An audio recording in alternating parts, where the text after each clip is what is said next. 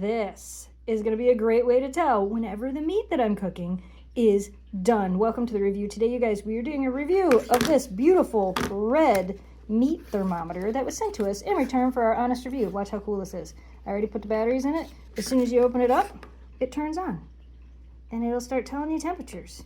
And I got some chicken cooking and I need to know if it's done.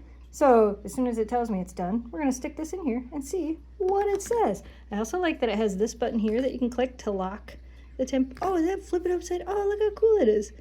So it'll flip it upside down too. There's the lock button. So it'll lock it, so it'll hold the temperature. Oh, it flips it upside down. Oh, that's so cool. So depending on how I'm holding it, it'll flip it so I can read it no matter what. So if I hold it this way, I can read it.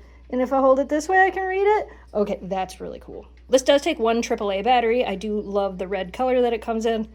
As soon as my chicken says it's done, we're gonna stick it in there and see what it says. So I have a whole bunch of my chicken in the broth in here. I'm making pulled chicken. It'll look better when it's done. Don't judge it based on what it looks like now. That's not the point of this video. So I took a piece out. I don't like to test it when it's in there because the juice and stuff, of course, is gonna be hot. So we're gonna go ahead and poke this in to about right there. It is definitely done. Definitely done. Hotter than it even needs to be. Chicken should be 165. That's some hot chicken. That's some hot chicken.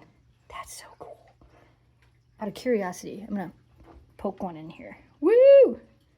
Yeah, see how it shows so much hotter in here? That's why I pull it out of here. Sorry, it looks a little foggy now. But that's why I pull it out to test it. Because, I could stick it in the liquid in here, too, and it's going to probably, yeah. Yep. All right. Cool. Well, if you guys are looking for a great, super easy to use, super convenient digital meat thermometer, this is a win.